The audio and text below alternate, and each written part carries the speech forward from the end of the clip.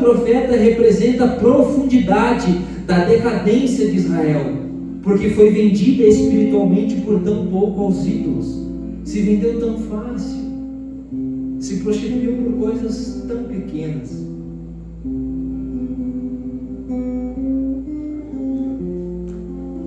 Oséias, ele não resgatou uma esposa simplesmente, ele resgatou uma mulher perdida e escrava do pecado, uma mulher que se extraviou nos seus prazeres e perdeu todo o seu valor. Assim estava Israel.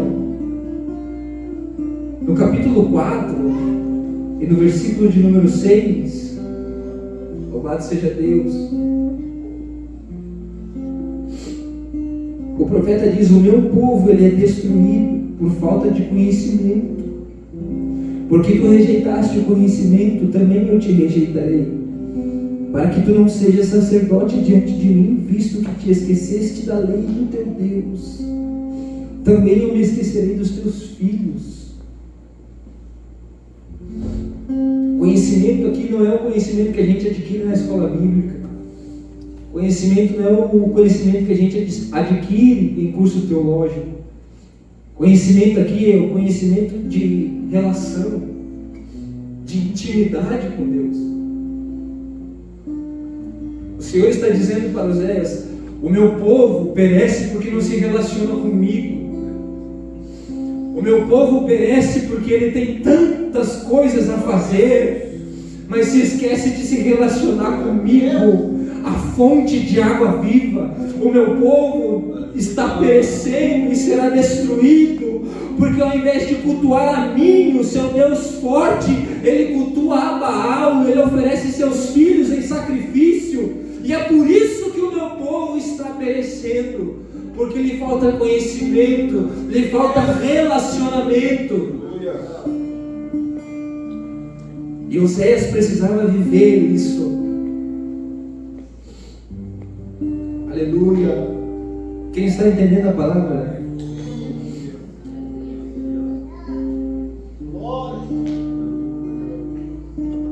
Em terceiro lugar, o comprometimento que espera e disciplina para restaurar. Versículo 3 está escrito: e disse a ela: tu ficarás comigo muitos dias, não te prostituirás, nem serás de outro homem, assim também eu esperarei por ti. Oséias agora vai lá, comprometido com o amor que o Senhor lhe ordenou, busca ela, traz ela para perto, paga o preço por ela, mas ele diz para ela: opa, agora tu vai ficar aqui sendo cuidada, chega de prostituição, chega de adultério, tu ficarás longe de mim por muito tempo, você passará por um tempo de disciplina. Oséias impõe então um tempo de espera, porque ele acabou redimindo ela, mas redenção não é sinônimo de intimidade instantânea. Não é porque eu paguei por você que você já vai ter todo o meu amor de volta. Eu preciso te ensinar algumas coisas. Você precisa ter disciplina. Você precisa se purificar do que você estava cometendo contra mim. É isso que Oséias estava dizendo para ela. Gomer deveria se abster da prostituição. Havia um tempo de quarentena da alma, por assim dizer. E o profeta disse que também esperaria por ela. O profeta diz: nesse tempo que você está aqui sendo tratada, não se preocupe, o meu amor está sobre você. Eu te deixo amparada, você não estará sozinha. Eu só preciso que você seja disciplinada, que você se purifique da sua infidelidade. Era uma disciplina não por raiva, mas como caminho de cura. Era necessário que Gomer aprendesse, era necessário que Gomer refletisse que Oséias pagou um preço por ela que ela não merecia. Era necessário que Gomer refletisse naquilo que ela tinha feito, porque na vida antiga dela ela era prostituta, mas o homem foi lá, amou ela, resgatou ela, deu honra a ela, e ela desprezou este homem. Era necessário que ela caísse em si e se arrependesse e aprendesse uma lição. Isaías 30:18 diz: Contudo, o Senhor espera o momento de ser bondoso com vocês. Ele ainda se levantará para mostrar-lhes compaixão, pois o Senhor é Deus de justiça. Como são felizes todos os que nele esperam. Era o que o Senhor estava querendo falar para a nação de Israel. O povo vai passar por muitos dias sem reis, sem sacerdote, sem sacrifício. Porque o que aconteceria? A Síria viria e dizimaria aquele povo. Disciplina do Senhor. Destruiria os objetos de culto. E não mais eles poderiam adorar a Deus.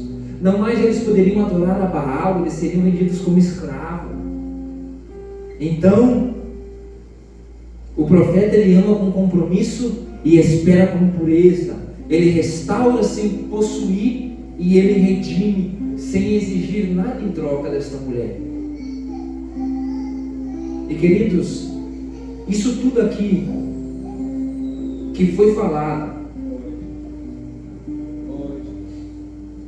o que o profeta Oséias viveu, não aponta só para Israel. Essa mensagem não é sobre Oséias e sobre Gomer, é também, mas nós devemos interpretar o Antigo Testamento à luz do Novo. A Bíblia diz que tudo que foi escrito para o nosso ensino foi escrito. E que relevância tem este amor comprometido de Oséias nos dias de hoje para nós? Que lições podemos tomar da vida de Oséias, das traições de Gomer, do sermão vivido por este homem?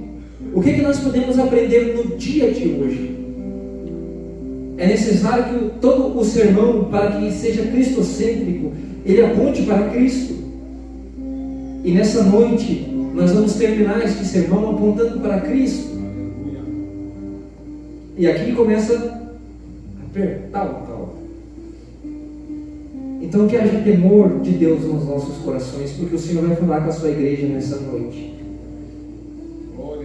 Cristo, a igreja e a humanidade, Cristo, ele obedeceu até a cruz, amando os infiéis.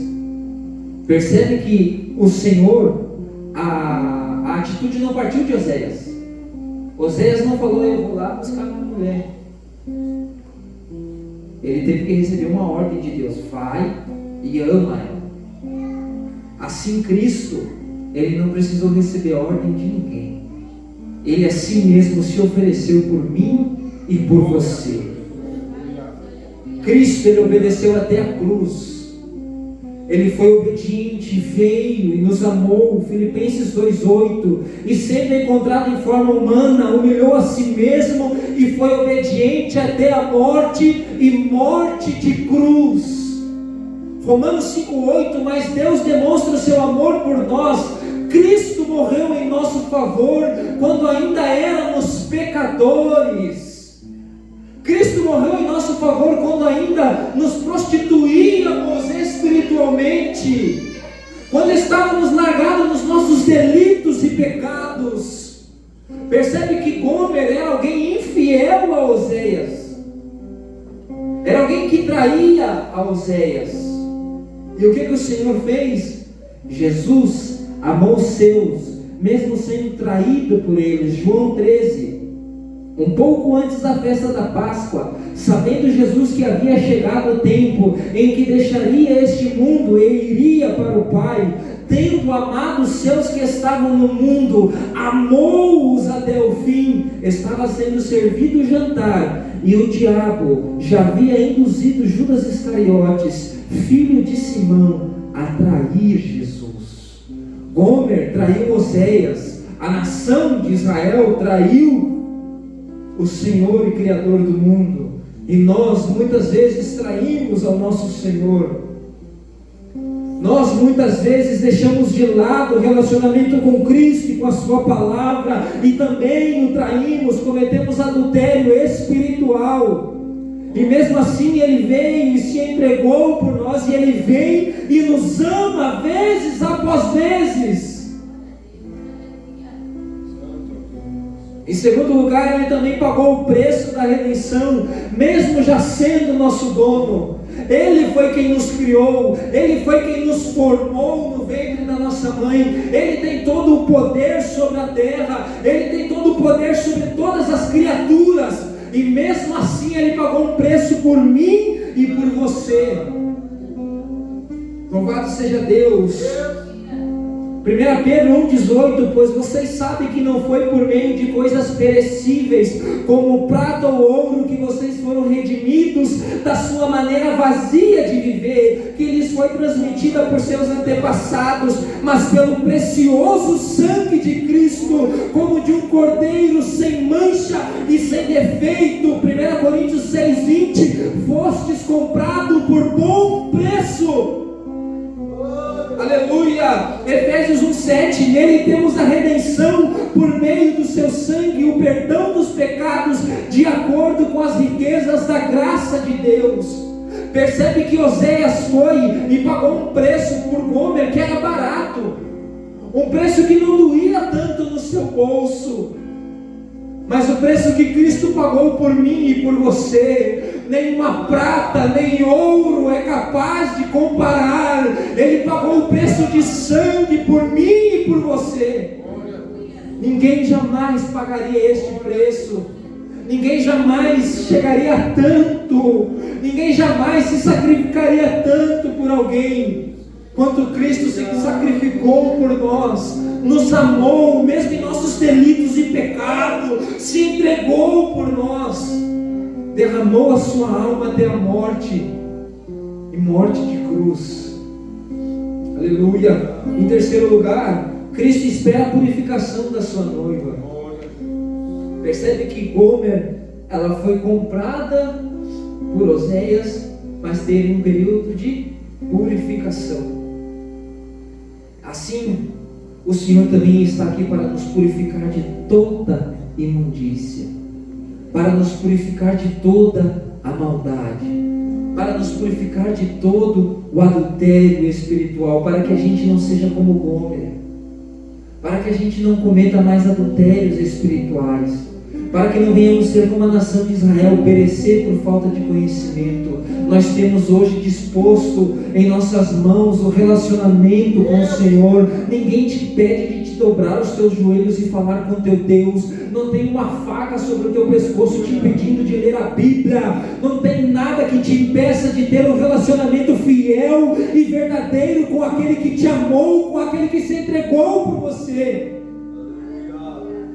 E Ele não quer que a gente pereça por falta de conhecimento, por falta de relacionamento. Efésios 5,26, Ele diz que está aqui para nos santificar, tendo purificado pelo lavar da água mediante a palavra, e apresentá-la a si mesmo como igreja gloriosa, sem mancha, nem ruga, ou coisa semelhante, mas santa e inculpável. Santa e inculpável. Santa e inculpável.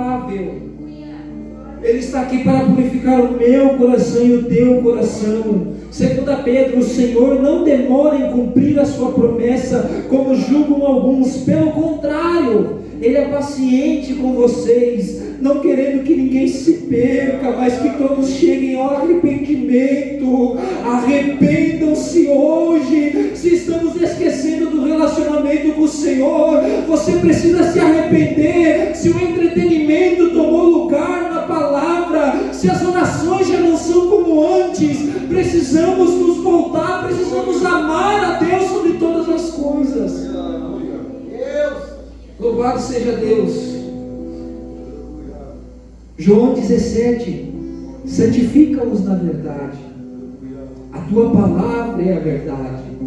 Seremos santificados, seremos purificados, se entregarmos o nosso coração a Deus, se entregarmos a nossa vida a Jesus, se lavarmos as nossas vestes no sangue do Cordeiro, se deixarmos de lado as trivialidades do mundo, se deixarmos de lado os entretenimentos do mundo. Não estou dizendo que você não pode ter entretenimento, irmãos. Eu estou dizendo que você não pode ser que nem a nação de Israel, criar ídolos para si, deixar as coisas do mundo tomar lugar no seu coração, ao invés do Senhor estar preenchendo aí. Que o Senhor seja o centro da minha vida e da tua vida, no nome de Jesus. Pelo amor de Deus, a gente precisa nos voltarmos a buscar a face do Senhor. Devemos nos render diante da poderosa mão de Deus, enquanto ainda é tempo. Não há tempo de ficarmos perdendo coisas tão pequenas, ao materialismo e ao entretenimento e a coisas fúteis. A gente precisa viver a nossa chama acesa no nosso coração, porque já são os últimos dias da igreja. A quem dera se o Senhor incendiasse o nosso coração, assim como Ele incendiou aquela igreja em Atos 2, e eles foram dispersos por todos os lugares pregando o Evangelho. A quem dera se o Senhor avivasse a sua obra novamente. A quem dera se o Senhor transformasse os nossos corações de pedra em corações de carne, disposto a obedecê-lo. Ah, quem dera se a gente amasse Jesus de forma verdadeira, de forma fiel, de forma concisa, de fato que Ele não precisasse disputar lugar no nosso coração, mas às vezes a gente tem que disputar se vamos no culto, se vale a pena ir no culto, ou se é melhor ficar assistindo a série, ou se é melhor porque a gente tem a capacidade de maratonar uma série inteira, mas não perde 30 minutos em oração com o Senhor. Que Deus que estamos servindo. Em terceiro lugar, aleluia, Cristo espera por... Esse aqui já foi. Quarto lugar, irmãos, Cristo virá buscar a noiva restaurada no último dia. Percebe que no versículo 4 ele diz que os filhos de Israel ficarão muitos dias sem o rei, sem o príncipe, e sem um sacrifício, e sem uma imagem, sem o éfode, e sem terafins. E depois os filhos de Israel retornarão e buscarão ao Senhor seu Deus e a Davi seu rei, e temerão ao Senhor e a sua bondade nos últimos dias.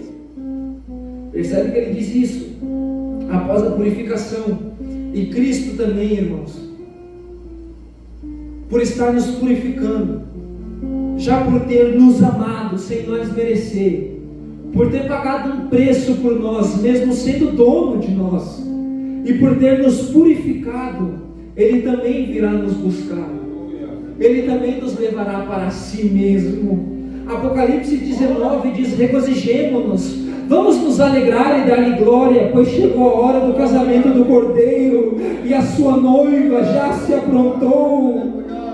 João 14: eu vou para o meu Pai e vos preparei lugar, e voltarei outra vez e vos levarei para mim, para que vocês estejam onde eu estiver. Apocalipse 21: vi a cidade santa, a nova Jerusalém, que descia do céu da parte de Deus, preparada como uma noiva adornada para o seu marido. Um dia Ele virá nos buscar e nos levará para si, aleluia, e habitaremos para Ele, para nunca mais correr o risco de o trair, para nunca mais correr o risco de o esquecer.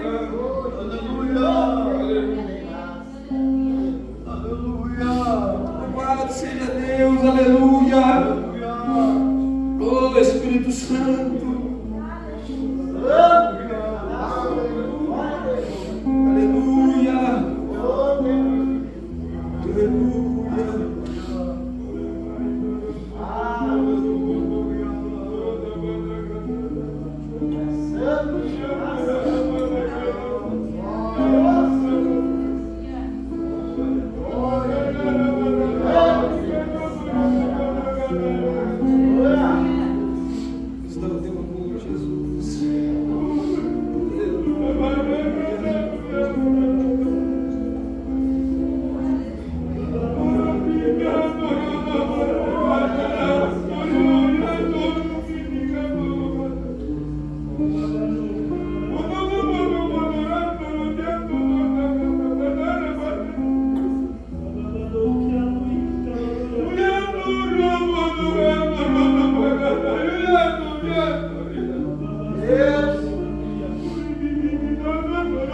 Sinta o amor de Deus preenchendo seus corações.